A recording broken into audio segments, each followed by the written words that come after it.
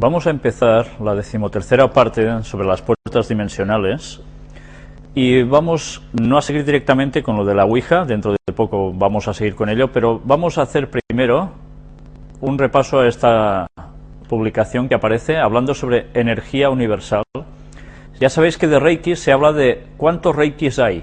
Pues precisamente en una página de gente que se mueve en este mundo del Reiki, nos dice de que sí, de que hay muchos diversos, pero que en verdad solo hay uno, porque todo procede del mismo señor, del maestro Usui, y se ha hecho ramificado por distintos lugares y de distintas formas, pero que en definitiva son formas distintas de utilización del canal que ellos hablan, ¿no?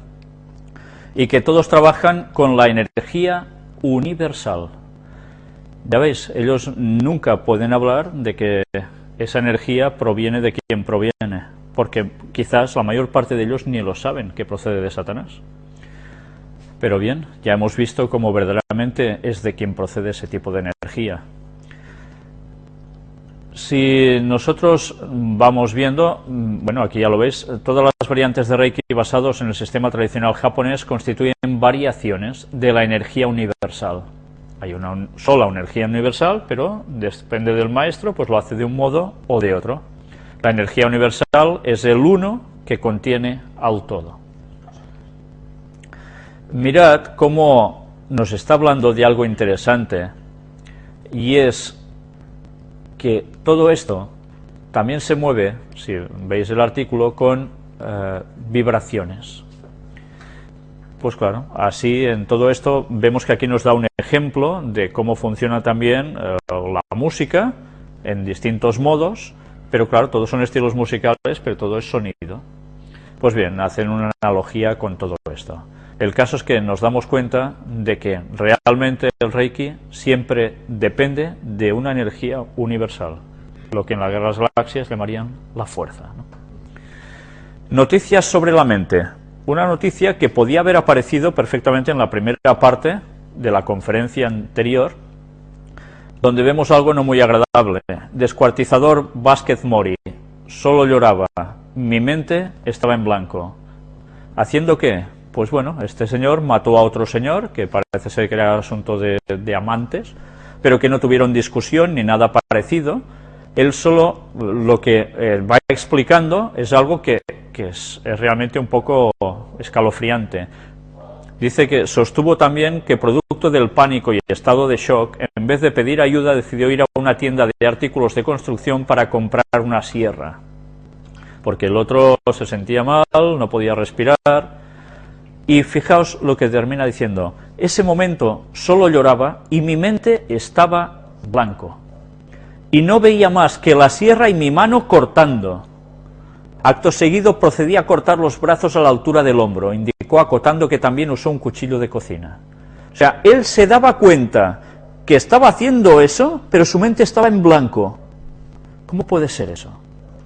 Bien, estas cosas solo funcionan cuando es algo de posesión demoníaca. El endemoniado se da cuenta de lo que está haciendo, pero no puede hacer nada para evitarlo. Eso es posesión. Pues bien, ya veis las cosas que llegan a pasar. ¿En qué se habría puesto este señor para llegar a este punto? A saber. Creer en el dualismo entre mente y cuerpo es malo para la salud, revela estudio. Al parecer, no creer en que la mente y el cuerpo son parte de una misma cosa tiene efectos negativos en la salud.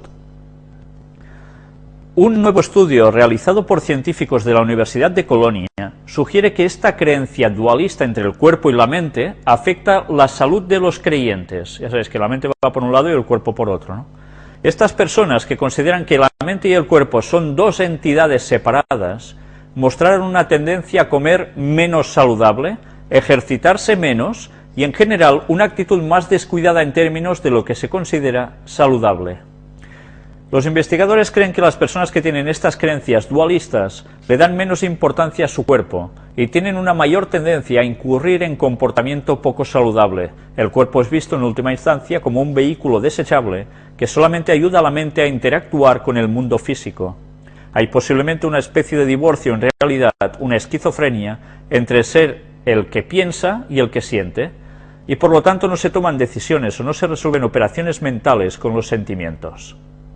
Los investigadores creen que la evidencia apunta a una relación bidireccional en la que las creencias metafísicas de unidad entre cuerpo y mente, en cambio, pueden servir como una herramienta cognitiva para lidiar con ciertas enfermedades.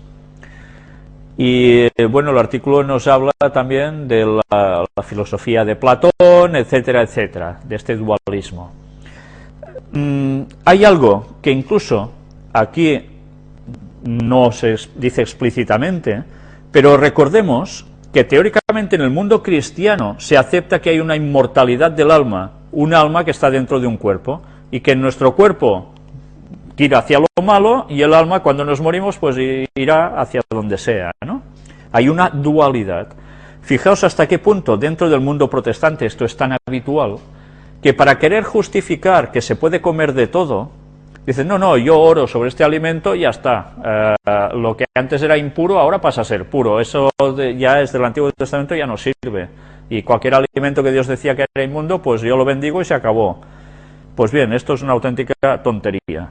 Y lo que hace es precisamente lo que provoca, puede ser esto, que la gente no se cuide tanto como deberían cuidarse. Hay una dualidad.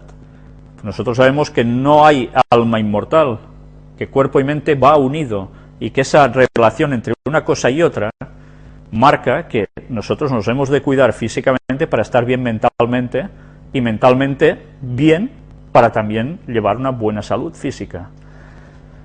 Pero bueno, esto está siendo una de las causas dentro de que el mundo también religioso, teóricamente cristiano, no se haga el cuidado sobre el cuerpo como debería ser. Y ahora sí vamos a continuar con el tema de la Ouija y seguiremos donde terminamos esa lectura. Aún nos quedan unas cuantas páginas por ver y vamos a ir un poco rápidos. Una puerta al infierno. El título ya es sugestivo porque es de lo que estamos tratando, ¿no? De puertas.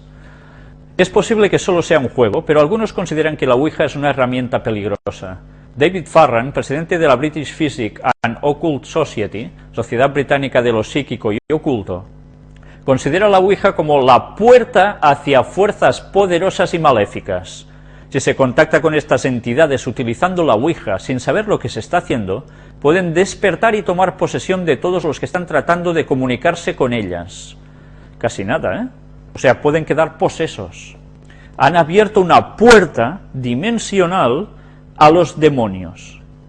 Eso es la Ouija. El álbum de Farran está lleno de recortes de periódicos que detallan el empleo erróneo de la Ouija. Estas fuerzas existen realmente, afirma. Siempre que he intervenido en el empleo de la Ouija, lo he hecho adecuadamente, bajo condiciones controladas. Hay que estar iniciado en lo oculto y entender sus principios generales. Y esto solo es el primer paso. O sea, que dicen que para utilizar la Ouija tienes que ser un iniciado. Iniciado, ya sabéis cómo funciona el tema de iniciados, ¿no? En la masonería, en Illuminatis, en todo, ¿no? Pues bueno, es nada más que una patraña. Con esto tú no dominas nunca. Es lo que uno quiere creer, que yo haciendo esto lo voy a dominar, lo del más allá. Tú no vas a dominar nada, él te va a dominar a ti siempre. Las anotaciones y recortes de prensa de Farran abarcan más de medio siglo de casos fatales. Uno de los primeros descritos trata de una posesión a través de la Ouija en 1933, cuando el muchacho de 15 años, Matty Tarley, disparó contra su padre y lo mató. En un juego de Ouija con su madre, los espíritus susurraron a Matty que debía matar a su padre para que su madre se pudiese casar con un cowboy. Otro caso más demuestra. En un hecho más reciente, otro adolescente de 15 años, Colin Roberts, fue encontrado colgado de un árbol junto a una iglesia de Belfast, después de que el diablo le hablase por medio de la Ouija. Lo último que dijo a sus amigos fue que había hecho un pacto con el diablo y que tenía que ir a una fiesta. Este episodio sucedió un mes después de encontrar muertos unos machos cabríos cerca de una iglesia en una noche de luna llena. Esos rituales satánicos, que parecen típicos de película, no son películas, pasan en realidad. Pero prueban estos casos que la Ouija abre las puertas para que las entidades merodeadoras tengan acceso al mundo de los vivos, como dicen algunos. Fijaos, cuando ellos están hablando de esto, Vienen a hablar como si fuera de entidades de personas muertas, porque vienen al mundo de los vivos.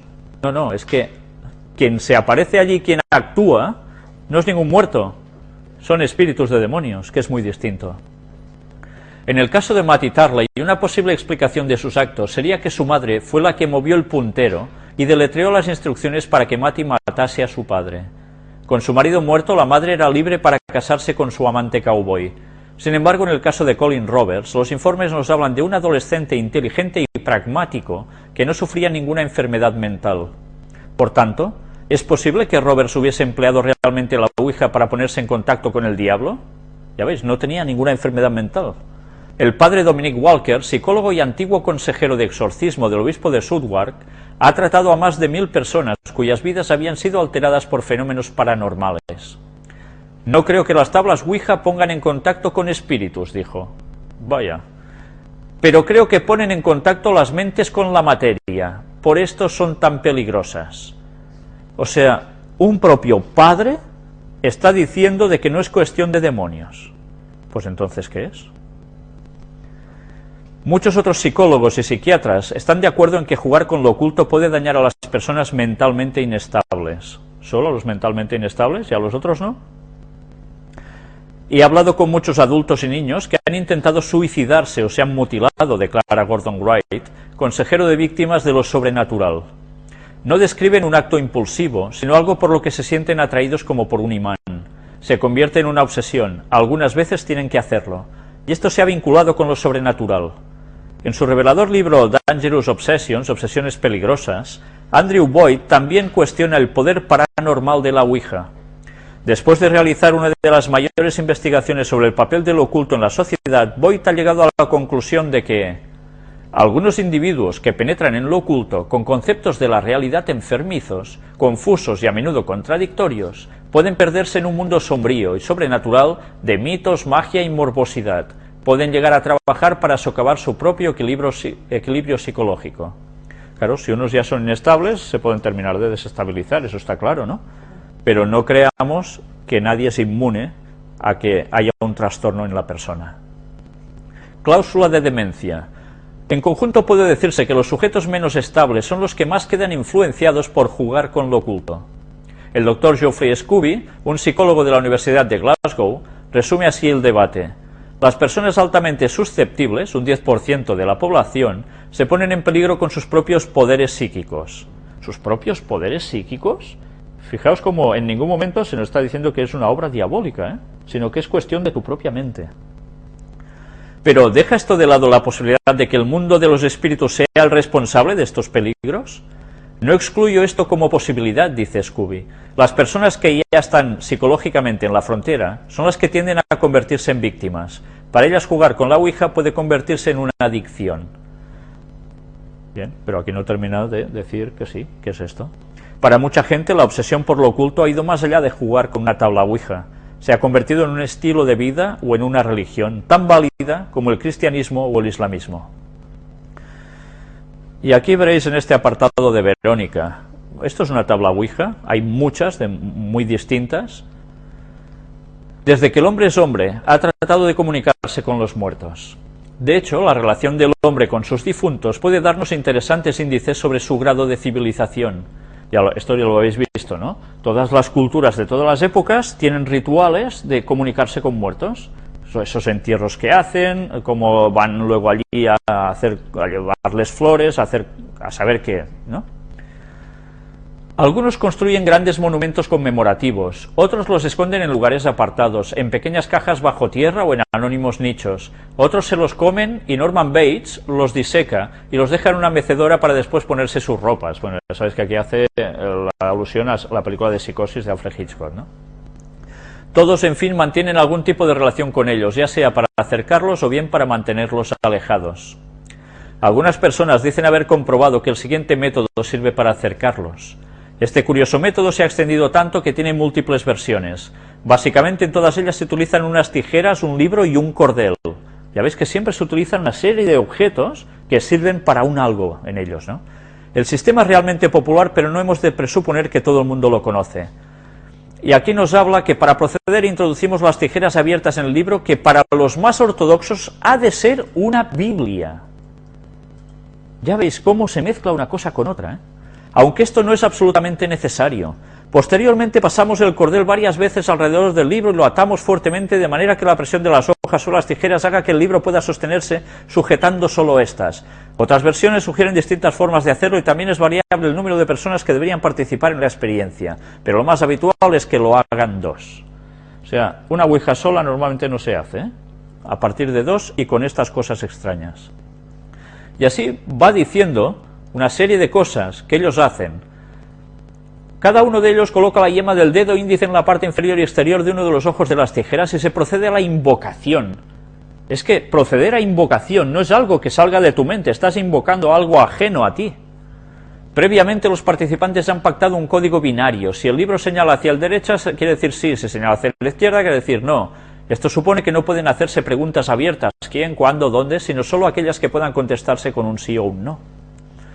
Desde que las hermanas Fox popularizaron su sistema de comunicación mediante raps o golpes, hasta llegar a nuestros días con los modernos y complicados métodos de transcomunicación instrumental, psicofonías, psicoimágenes, etc. ¿Habéis oído alguna vez una psicofonía? Pues no tengáis ganas, si no lo habéis hecho nunca. Yo recuerdo que un pariente mío, que le gustaban mucho las cosas raras, se dedicaba por las noches de los sábados a hacer psicofonías y se iba con esos tiempos un cassette, ponía una cinta y se quedaban allí a grabar lo que se oía por la noche. A veces se quedaban, volvían por la madrugada otros días a buscarlo, a veces se quedaban allí toda la noche. Os puedo decir de 2 casos. Uno, en el caso de este pariente, dijo, mirad que os lo pongo, va. No queríamos y nos lo puso. Y solo oír un pequeño trozo, menos mal, que mi padre dijo, cierra esto. Y se acabó. Pero es que lo que se oía era, bueno, repugnante de sonidos guturales, que decías, esto no es normal para nada. Tú estás en un lugar, en un cementerio, y eso no lo oyes. Era algo distinto.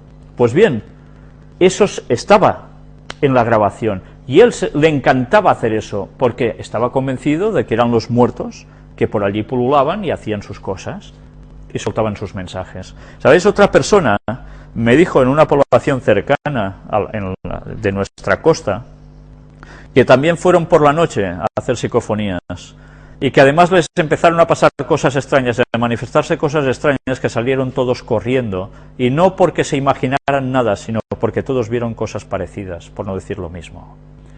Mientras además luego volvieron un día a buscar el cassette, y lo que se oía era espeluznante. Pues bien, estas cosas tan salvajes, tan locas, es lo que mucha gente sigue haciendo, y van buscando imágenes de fantasmas por lugares, por castillos, por mansiones, por casas deshabitadas, etcétera, etcétera. En fin, así se entretienen, jugando con demonios. Sin embargo, la invocación a Verónica tiene características peculiares. No se necesita instrumental complicado. ¿Quién no tiene unas tijeras y un libro, aunque no lo haya leído? Tampoco hacen falta conocimientos técnicos, no se necesita tener conexión con ningún ente espiritual. No, si ya te pones directamente, claro que no hace falta. Verónica siempre está allí, pero sobre todo no precisa de capacidad especial alguna, cualquiera puede hacerlo, solo se necesita una actitud expectante y un poco de paciencia en las primeras sesiones. También ayuda bastante el crear un clima adecuado en una habitación tranquila en penumbra, o sea, es que se busca lo tétrico ya. Normalmente cuando uno de los participantes desconoce el sistema se le cuenta la historia de Verónica. Existen tantas historias como personas han practicado con este método y seguramente el nuevo participante distorsionará un poco más lo que le cuenten. En algunas versiones Verónica era una joven que se suicidó cortándose las venas con unas tijeras tras haber sido despechada por su novio. En otras mató a su marido con unas tijeras que después trató de esconder en un libro. En todas las versiones hay una muerte violenta. Las tijeras son el arma y Verónica acaba suicidándose. Ahora Verónica responde a nuestras invocaciones. Es fácil. Es que esto a una persona en sus sanos cabales le puede llegar a traer. Pues sí, porque hay muchas personas que parecen muy sensatas y se han hecho hartones de estar con asuntos de Ouija. Es la curiosidad. Dice que cualquiera puede conseguirlo, eso es lo más peligroso. Lo normal es que la experiencia acabe siendo anodina tras las primeras sesiones de sorpresa, miedo y curiosidad, pero también puede llegar a ser desagradable, producir daños en el mobiliario, lesiones a los participantes que pueden ser físicas, disociaciones de personalidad, casi nada, crisis psicóticas agudas y finalmente suicidios. Si fuera una atracción de feria, ¿se la recomendaría a un amigo? Desde luego es que cuando el diablo actúa es para quedar verdaderamente perplejo por todos los lados, y todas estas cosas desde luego que se pueden producir. Dice, dame una prueba. La condición humana hace que este tipo de historias nos resulte interesante, salvo a un puñado de pseudoescépticos que las desdeñan a priori sin conocerlas. Yo recuerdo de alguna persona que me decía que no creía absolutamente en nada de esto, y un día, ¡pam!, vamos allí. Pues cuando notó las cosas que notó, se fue corriendo de allí. Y ahora cree en que realmente hay algo extraño después de la muerte y cosas parecidas a eso. Pero claro, tampoco quieren aceptar que sean demonios. Pero bien, la curiosidad dice que mató al gato, ¿no? Esta actitud es tan equivocada como la de las personas excesivamente crédulas, que lo aceptan todo sin ninguna crítica. Pero ¿cómo podemos saber si los relatos que nos cuentan se corresponden con la realidad? ¿Estas historias son ciertas o son solo cuentos de viejas? En parapsicología, el primer paso es buscar una explicación natural. De aquí no pasan muchas de las historias. Si no la hay, el segundo paso es, por desgracia, descartar el fraude, que puede ser consciente o inconsciente. Es decir, la persona puede contarnos algo que no es realmente cierto, pero sin tener la intención de engañarnos. Por ejemplo, alguien podría haber estado en algún sitio o haber hecho cosas que posteriormente no recordara. Podría infligirse heridas que posteriormente atribuyera a una causa exterior, pudiendo ser o no consciente de ello. Pero ¿y si hemos superado estas fases? ¿Un simple relato puede tener la suficiente fiabilidad como para convencernos? ¿Y si nos lo cuenta nuestro mejor amigo? Ese que nunca nos ha engañado. ¿Y si nos lo cuenta nuestra propia madre? ¿Se lo estará inventando? ¿Y si nos pasa a nosotros? Quizá nos estemos volviendo locos. ¿Sabéis? Sé de personas que se han encontrado en esta situación, de que ellos más o menos escépticos, pero cuando su mejor amigo les ha dicho, a mí me ha pasado esto, y confían en esa persona ciegamente, luego se quedan perplejos. Y algunos dicen, bueno, yo también quiero, y otros, gracias a Dios, dicen, bueno, yo no quiero entrar en esto. Pero estas actitudes pasan. Ninguna posibilidad ha de descartarse a priori. Lo que hemos de hacer es encontrar un caso que sea capaz de superar todas las cribas. Un testimonio tan sólido que no deje lugar a la menor duda, una prueba física. Eso fue lo que pidió María. María es la primera parte de un nombre compuesto que no revelaré. María es además una persona que trabajaba en una hamburguesería. Ana era una compañera de trabajo que a veces le contaba historias de este tipo. ¿Sabéis? Hay personas que son muy dedicadas a explicar estas historietas así de terror, porque esto es terror, no es miedo, es terror. Era jueves por la noche y apenas había trabajo que hacer. Todo estaba muy tranquilo. El jefe no iba a venir, así que podían hacerlo. Ya lo tenían todo preparado. Ana le había contado a María que ella solía hacerlo a menudo y que no había ningún problema. Sacaron las tijeras, la Biblia y una cinta de color rojo e invocaron a Verónica. El libro no tardó en empezar a moverse señalando a la derecha e izquierda, contestando a las preguntas que se le hacían. María, a pesar de estar viéndolo, pensó que podía ser Ana la que estuviera moviendo imperceptiblemente su dedo para producir las respuestas. Así que mentalmente le pidió a Verónica que si de verdad era ella le diese alguna prueba o se manifestase de algún modo. No pasó nada. Las dos jóvenes dieron por concluida la sesión a poco tiempo y cuando terminaron la jornada se fueron cada una a su casa. Ana se fue sola, María acompañada por su marido. El joven matrimonio no sabía que en casa les aguardaba una inquietante sorpresa. Al entrar y enfilar el pasillo que llevaba a la cocina, descubrieron que la puerta de la despensa, que estaba empotrada en la pared, estaba abierta de par en par. Sobre el suelo varias piezas de la vajilla estaban no caídas, sino ordenadamente colocadas, y todas ellas invertidas. Un pequeño plato de postre invertido con una taza perfectamente colocada boca abajo sobre él.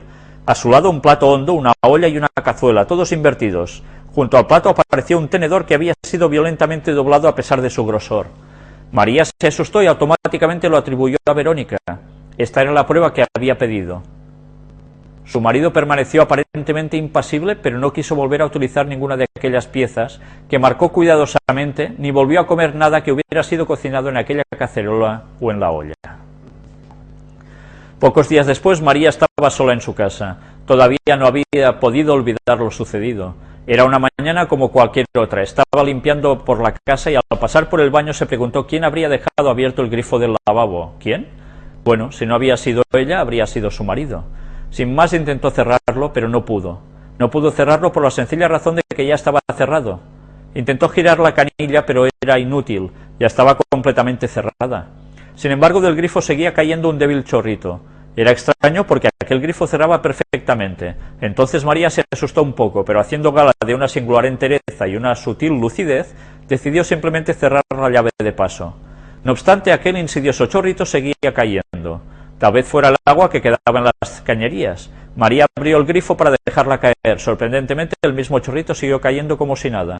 Con el grifo abierto o cerrado, con la llave de paso abierta o cerrada, el fenómeno continuó durante más de una hora. Días después volvió a repetirse, exactamente igual. Durante un par de meses vino repitiéndose de forma que varios testigos pudieron comprobarlo.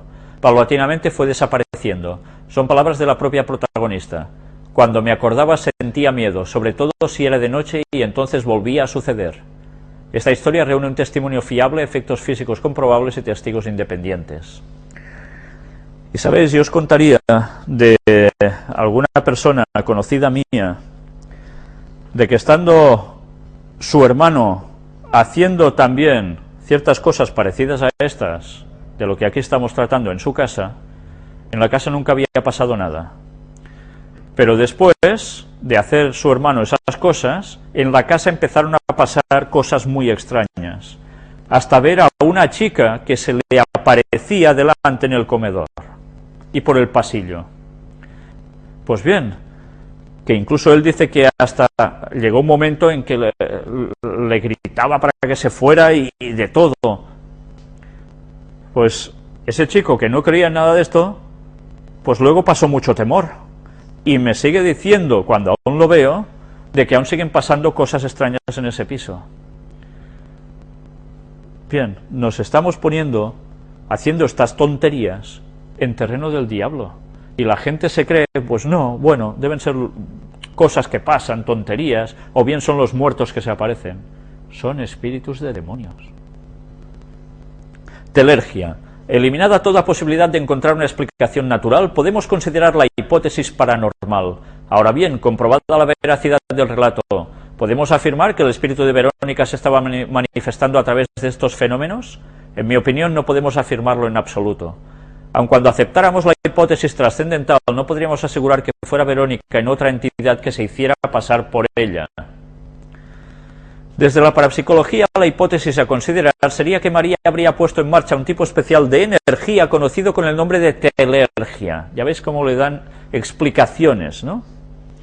Que posee cualquier ser humano, una energía de naturaleza todavía desconocida, pero cuya existencia ha podido ser demostrada. Esta energía, cuyo desbordamiento incontrolado se conoce como psicorragia, podría haber producido todos estos fenómenos. O sea, tú tienes un poder, vamos. Se sabe que la telergia existe, se sabe que depende del ser humano, se sabe que puede controlarse voluntariamente y también que puede quedar descontrolada. Lo que no se sabe todavía es cómo. La telergia no es nada sobrenatural ni preternatural. Su origen no es divino ni demoníaco, ¿no? Es una forma de energía humana y como tal se comporta siguiendo principios similares a los que rigen la conducta humana. Su manifestación será más probable si de ello se obtiene algún tipo de beneficio. Tiende a desaparecer en la medida en que sea sistemáticamente ignorada y en ocasiones puede expresar una necesidad, un miedo o un deseo de forma simbólica. Hace algunos años me contaba una mujer a la que llamaré M, que ella sabía que el más allá existe, que sabía que cuando nos morimos somos puestos en presencia de Dios. Pues esta señora sabía algo mal, porque no es así. Y juzgados, y que las personas que están en el paraíso pueden vernos desde allí. Tampoco es así. Para hacer todas estas afirmaciones se basaba en algo que le había sucedido y que le había marcado profundamente. El 1 de noviembre, día de Todos los Santos, ella iba al cementerio a llevar flores a la tumba de su padre. No había dejado de hacerlo ningún año desde que su padre falleció. Sin embargo, aquel año había estado muy ocupada y entre unas cosas y otras, como ella decía, se le olvidó. hablemos un momento. ¿Está bien ir a llevar flores a una tumba? ¿Para qué? ¿Para qué? Si el muerto está muerto y nada sabe, ¿qué va a sacar la nariz y las va a oler? ¿Va a decir gracias por decorarme mi tumba? Qué absurdo, ¿verdad? Vas a llevar flores a un muerto. Nunca mejor dicho, ¿a santo de qué? Qué bobada. Esto es dar pie ya a que el muerto, de un modo u otro, está pendiente de esto, de tu favor hacia él, después de vivo ya, cuando ya se ha muerto. Pues, ¿cuántos cristianos no están haciendo esto? Católicos y protestantes. Que lo hagan gente que no cree en el cristianismo, pero que lo haga gente que cree en el cristianismo. ¿Qué quiere decir esto? Que ignoran la verdad sobre qué sucede después de la muerte. Por eso es tan importante saber lo que la Biblia nos dice sobre ello. Y luego, más de uno se ahorraría algún susto. Sigamos leyendo. Al día siguiente, por la tarde, estaba tranquilamente en su casa cuando oyó unos golpes. Se levantó caminando hacia la fuente del sonido que estaba en una pared próxima. Cuando llegó, vio con asombro cómo el cuadro que pendía de la pared se separaba de esta y volvía a caer, produciendo los golpes que cada vez eran más fuertes. Corrió a avisar a quien pudo y consiguió que sus hijos y algunos vecinos presenciaran el fenómeno. Nada podía estar produciendo aquello. Pero el cuadro se movía y siguió moviéndose por unos minutos ante el asombro de todos los que se hallaban presentes. El cuadro representaba la Santa Cena. Por algún motivo ella pensó que en el cuadro estaba simbolizado su padre. No lo pensó dos veces y se dirigió a su tumba con un ramo de flores. Desde entonces ningún año se ha vuelto a olvidar y el fenómeno no se ha repetido. O sea, que el muerto le pedía flores. Los hechos son reales, pero ¿prueban que su padre estuviera moviendo el cuadro porque quisiera un ramo de flores sobre su tumba? En absoluto. De la misma manera que, en otro caso distinto, la culpabilidad de una mujer producida por los deseos homicidas que sentía hacia su marido, pudo producir en esta la parálisis completa de uno de sus brazos, lo que en psicología se conoce actualmente como trastorno por conversión, antes parálisis histérica. De la misma manera, repito, pudo la culpabilidad de M, por haber olvidado lo que ella creía su obligación, haber liberado su telergia de forma que hiciera moverse el cuadro. La imaginación y el deseo de la mente humana son capaces de influir en la materia. Todavía no sabemos cómo se hace, pero sabemos que se puede hacer. De la misma forma que podemos conducir un coche sin tener la menor idea de cómo funciona, o de la misma forma que podemos hacer sonar un timbre sin que absolutamente nadie haya visto jamás un electrón. ¿Esto es realmente así? No. Pero claro, hay que dar una explicación técnica a todo esto del espiritismo, ¿verdad? Hipótesis. Comparemos por un momento estas dos hipótesis. Antes de seguir, si os habéis fijado, aquí dice que una misma persona se puede, pensando tantas cosas extrañas, puede llegar a inmovilizar parte de su cuerpo.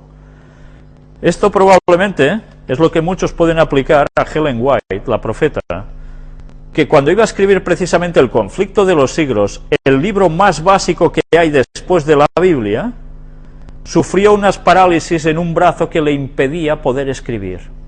Y ella pudo ver cómo un demonio era el que estaba provocando que su mano no pudiera escribir por esa parálisis. Y tuvo que orar mucho, pero mucho, y hermanos también, para que finalmente ese demonio no pudiese actuar. ¿Para qué? Pues para eso. Porque quería evitar a toda costa que este libro fuera escrito y llegase a la gente. Como ella misma dijo, es el libro que más debería ser distribuido en todo el mundo después de la Biblia. Porque es vital, porque allí nos dice con toda claridad no solo el pasado de la historia de la Iglesia católica y protestantismo, sino cómo Satanás ha ido actuando a través de la historia, utilizando estas denominaciones y otras cosas, y cómo también declara todo lo del espiritismo, cómo Satanás actúa haciendo estas cosas que aquí nos están diciendo que son poderes de las mismas personas, y ella lo denuncia todo de arriba abajo, e incluso habla de las profecías hasta el momento de la venida de Jesús y más allá, no más allá del más allá de que estamos hablando en este tema, sino después de todo eso. Por eso Satanás no quería que ese libro se publicara. Pues bien, ya veis que lo que aquí nos dicen que pueden ser cosas de tu propia mente, de eso nada de nada. Sí que es cierto, como Ellen White también dice, de que hay personas que se causan la enfermedad ellos mismos mentalmente. Ellos mismos se somatizan hasta el punto en que se crean su propia enfermedad. Pero este no era su caso, ni mucho menos. Hipótesis. Comparemos por un momento estas dos hipótesis. Por un lado tenemos que estos fenómenos pueden estar producidos por una energía de naturaleza casi totalmente desconocida, pero cuya existencia está demostrada experimentalmente y que depende de la mente de cada persona. Por otro lado, podemos pensar que el padre fallecido de M movía el cuadro de la última cena o que Verónica movía la Biblia de Ana y María. ¿Cómo podría Verónica acudir a tantos sitios como se la llama? Sobre todo cuando varias personas en lugares distintos pueden estar invocándolo al mismo tiempo. Si realmente fuera el demonio el que se identifica como tal en numerosísimas sesiones de Ouija, es probable que el ángel caído no tuviera tiempo para hacer nada más. ¿Qué pasa? ¿Que solo existe Satanás? ¿Y el resto de millones de ángeles caídos? ¿Qué son los que están actuando para él? ¿Cómo es que puede saber que la estamos invocando? ¿Y cómo puede presentarse de forma tan inmediata como lo hace en muchas ocasiones? Pues sencillamente porque los demonios están ya allí. Solo que, haciendo estas cosas, se les da la posibilidad de manifestarse. ¿Por qué creemos que de seguir existiendo de alguna manera tras la muerte los difuntos tienen el más mínimo interés por saber de nosotros? Especialmente cuando aparentemente contactamos con entidades con las que nunca hemos tenido ninguna relación. Si utilizamos la capacidad de alejarnos un poco y observar el fenómeno con cierto grado de distanciamiento, ¿no es absurdo apagar y encender luces, abrir y cerrar puertas o grifos y desordenar las piezas de una vajilla? ¿Sabéis? Cuando yo estaba dando estudios bíblicos a un vecino mío, que era masón, recuerdo que subí a dar el estudio bíblico, era un sábado, precisamente por la tarde, y su piso era un piso que realmente se veía tétrico de por sí. Pero, bueno, recuerdo que empezamos a hablar, había claridad de día, las luces estaban apagadas porque nos veíamos perfectamente uno delante del otro en el comedor, había al final del comedor un pasillo muy largo, con habitaciones por en medio hasta la última habitación, en el fondo, donde al lado había la puerta de entrada.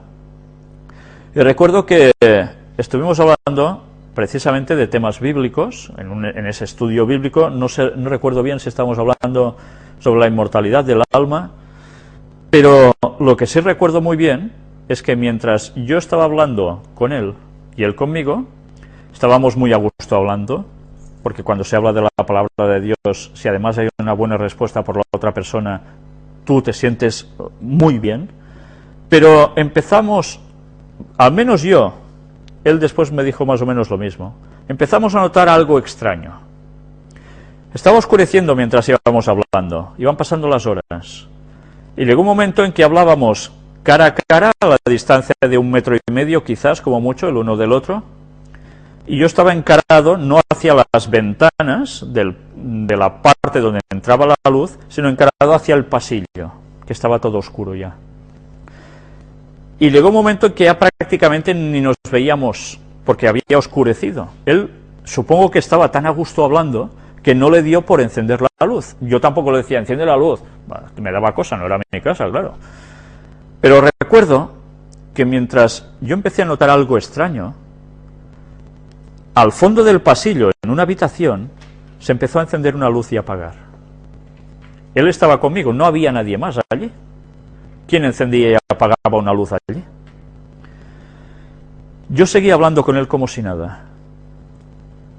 Porque ya sabéis que cuando se hace un estudio bíblico, a veces, sobre todo si es una sola persona, se te abre esa persona y te empieza a contar cosas personales, se crea una amistad, un vínculo muy fuerte cuando das un estudio bíblico con otra persona muchas veces. Y con él pasaba esto, había una buena sintonía. Y la luz se iba encendiendo y apagando. Yo seguía hablando con él como si nada. No le hice referencia alguna a eso. Yo creía que él no lo había visto, ¿eh? Pensaba, no lo ve porque está de espaldas. Seguía hablando, pam, se encendía, se apagaba. Pero no siempre a la misma velocidad. no con la misma frecuencia. Seguimos hablando no sé cuánto tiempo más así, hasta que finalmente terminamos, hacemos la oración y le digo, escucha, ¿y cómo te lo hacías para encender y apagar la luz desde aquí? Yo ya sabía que evidentemente no lo estaba haciendo él. Y me dijo, ¿tú también lo has visto? Él también se había dado cuenta, pero no me había querido decir nada a mí, a saber porque quizás yo no me asustara o a saber qué. Desde luego gracia no hacía ninguna. Abrimos la puerta, yo me despedí de él, bajé a mi casa y recuerdo que al día siguiente él me llama, vino a hablar conmigo y me dice, ¿sabes, Víctor? Lo que se encendía y se apagaba no era la luz, era la televisión que había en esa habitación. Se encendía y se apagaba sola. Y me dijo, y sabes, recuerdo, y me empezó a explicar experiencias suyas, porque él, aparte de ser masón, era astrólogo, o sea, más vinculación con lo mismo, y había estudiado en un seminario católico. O sea, dos factores ya de espiritismo y un tercero que, bueno, sin comentarios, ¿no? Y me empezó a contar experiencias suyas. Bueno, ahora no vamos a continuar con esto, ya lo diremos quizás en otro momento, pero él había vivido experiencias verdaderamente que de poca gracia le podían hacer a cualquier persona. Pero estas cosas que dice aquí no eran ni mi energía, ni su energía, ni ninguna fuerza que nosotros tuviéramos, os lo aseguro, os lo aseguro. Si algún creyente teme que todos estos descubrimientos pueden hacerle perder su fe, puede estar tranquilo, aunque en un primer momento pueda parecerlo. Todos podemos seguir manteniendo nuestras creencias religiosas o de cualquier otro tipo aún a la luz de estos datos. Bueno, de eso nada de nada. Podemos seguir pensando que después de morir iremos al cielo o que nos reencarnaremos. Podemos pensar que son los difuntos los que imbuyen en nosotros la información a la que tenemos acceso de forma paranormal. Y también podemos pensar que aunque la telergia sea humana, son entes astrales los que la controlan. Realmente podemos seguir pensándolo. La parapsicología no es incompatible con la religión, de la misma forma que lo es la psicología. Pues qué lejos van de la realidad, ¿eh? Es totalmente incompatible con la religión, con la verdadera, claro. Sin embargo, las hipótesis trascendentales ya no son absolutamente necesarias para explicar estos fenómenos, ¿veis? Hay una explicación, ya se ha arreglado esto. La mejor forma de camuflar una mentira es rodearla de verdades. A veces se interpretan de forma injustificada hechos comprobables y cuando se verifican tendemos a aceptar como verdaderas sus interpretaciones.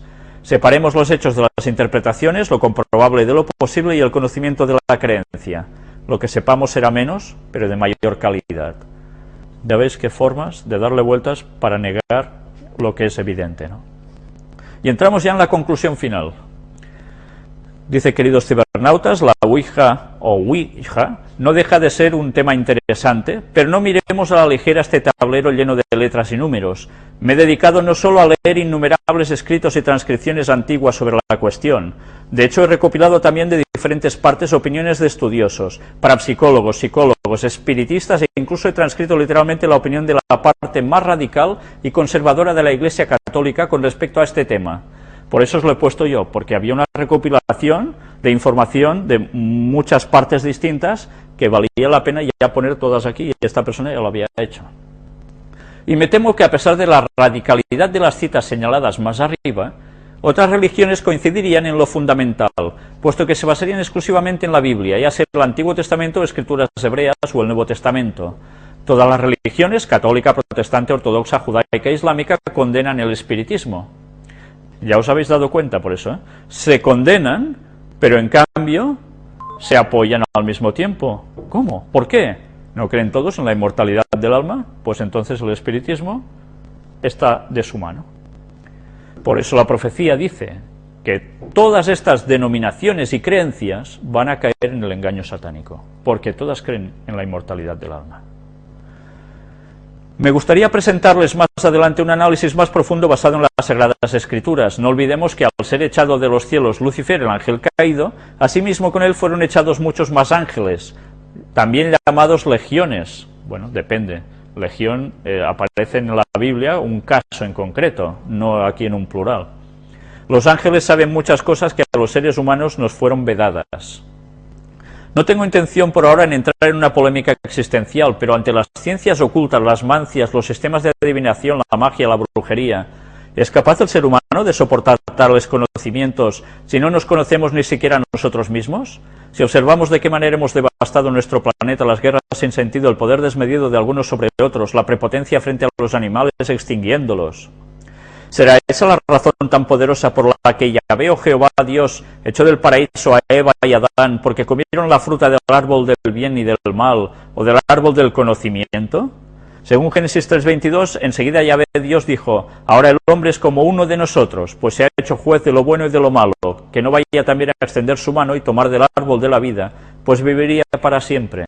¿Ya ves qué comparaciones está sacando de aquí, Ahora, desde el punto de vista lógico, ¿puede un ente, pensemos en un difunto en este caso, saber de nuestro futuro más que nosotros mismos?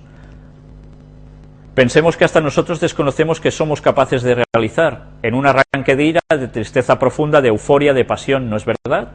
O al consultar la Ouija, ¿desencadenamos una facultad oculta en esos seres o en nosotros mismos de realizarse lo que ellos dicen, o mejor dicho, lo que ellos decidan?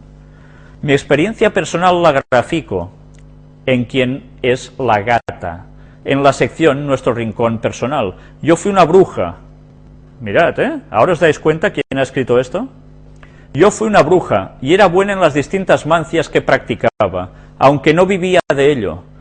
Pero el hecho de introducirme o dedicarme a estas ciencias no solo trajo la desgracia a mi vida, también viví situaciones que jamás se me había cruzado por la mente que llegara a vivir. Había perdido la fe en Dios por culpa del exceso de información recibido de los testigos de Jehová, quienes no me enseñaron la fe, solo me dieron la posibilidad de refutar la palabra o la opinión de cualquiera que se presentara delante mío a hablarme de Dios.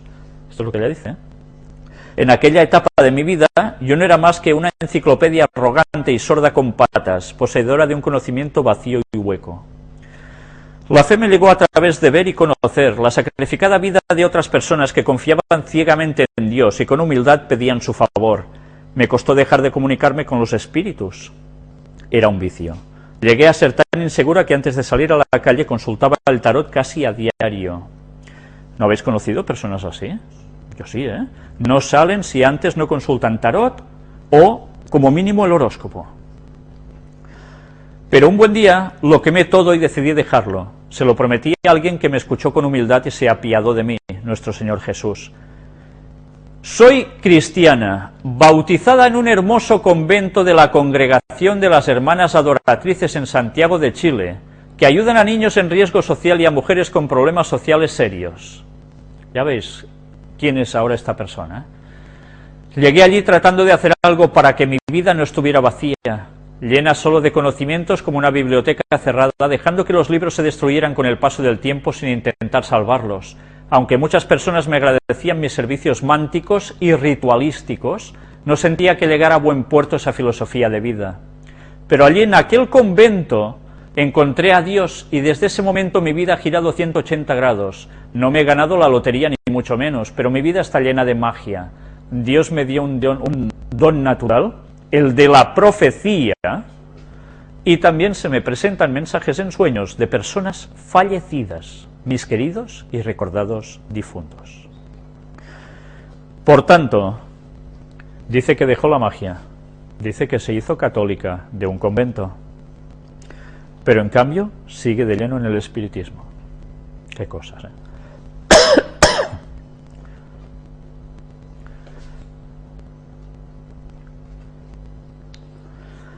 Si os habéis dado cuenta, esta señora dice que tiene el don de la profecía y de que le hablan en mensajes en sueños personas fallecidas, queridas y recordados difuntos. Lo que está haciendo es sencillamente más espiritismo y sigue estando de lleno en ello. Por un lado hemos visto que sigue diciendo cosas que están bien, pero por otra, cómo iban dando matices por en medio que verdaderamente para nada es lo bíblico. Ella termina diciendo: volviendo al tema principal de este trabajo, la Ouija no la recomiendo en absoluto a nadie. A los muertos hay que dejarlos tranquilos y en paz. Si ellos deciden, por alguna razón poderosa, comunicarse con nosotros, lo harán sin que medie ningún sistema de comunicación como la Ouija, obligándolos a ellos a acercarse mediante invocaciones. Sigue haciendo ¿qué? Favoreciendo el espiritismo. Los muertos hay que dejarlos tranquilos porque si no, claro, pueden salir, pueden liarla, pueden... Pero, ¿qué esto qué es? Pues bien, ya lo sabemos. Si miran diferentes tableros se darán cuenta de que su contenido es similar, incluyendo los de Egipto, China y otras culturas antiguas que antes ya he mencionado. De alguna manera tienen una forma especial. Ya veis que este sistema ya estaba establecido desde antaño en muchas culturas y civilizaciones antiguas. ¿Qué se hacía? Espiritismo. ¿Por qué creéis que el pueblo de Dios era tan especial y debería ser tan distinto al resto de pueblos? ¿Por qué Dios en el Antiguo Testamento marcaba tan claramente las pautas? Porque si no caían en espiritismo. Y aún hay gente que se pregunta, ¿por qué Dios actuaba así? Madre mía. De la misma manera que se inicia cualquier ritual, con sus elementos en posiciones previamente dispuestas, la Ouija es un ritual más, pero con la diferencia que este no tiene la función que algunos creen de comunicación con el mundo espiritual, sino que es un umbral. Los seres y entidades que habitan en las diferentes zonas dimensionales y en los espacios interdimensionales no pueden ingresar a nuestra realidad, a nuestro plano físico, si no se les invita tácitamente. Y la Ouija es una hermosa tarjeta de invitación, sin fechas, solo con la vida de quien está invitando puesta en bandeja. Lo que nos está diciendo tiene una parte de verdad y pasa casi desapercibido, pero es real. ¿Los demonios pueden aparecer cuando ellos quieran? No. Pueden aparecer y fastidiarte si Dios lo permite, por algo. Por algo Dios puede llegar a permitir eso. Pero sí que es cierto que ellos pueden aparecer si tú ya los invocas, porque Dios quita toda protección y ellos pueden entrar tranquilamente a hacer sus cosas.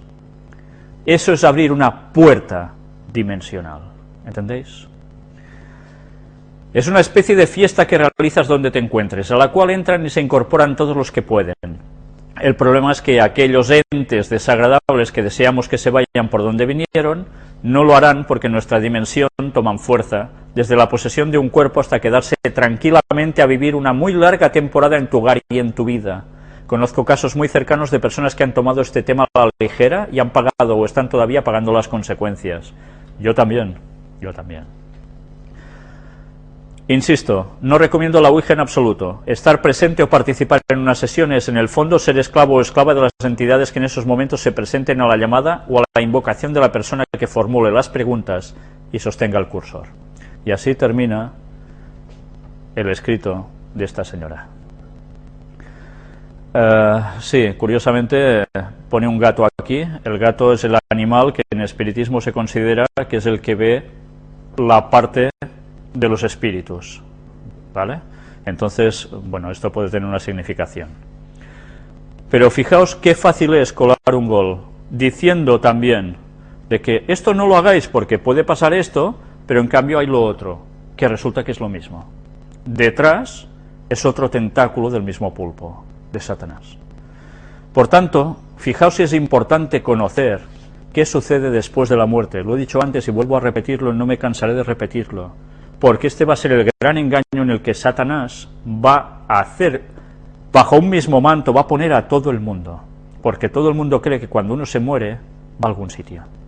Todas las religiones de todo el mundo.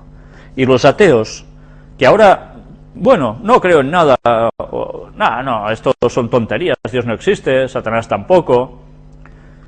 Cuando vean que estas cosas van a más, y que pasan cosas realmente impresionantes, estas personas también se van a posicionar. Y por desgracia la mayor parte de ellos no caerá en manos de Dios, no, sino que se va a poner en manos del enemigo. Porque ya ves, Satanás trabaja a través de los sentidos de un modo impresionante.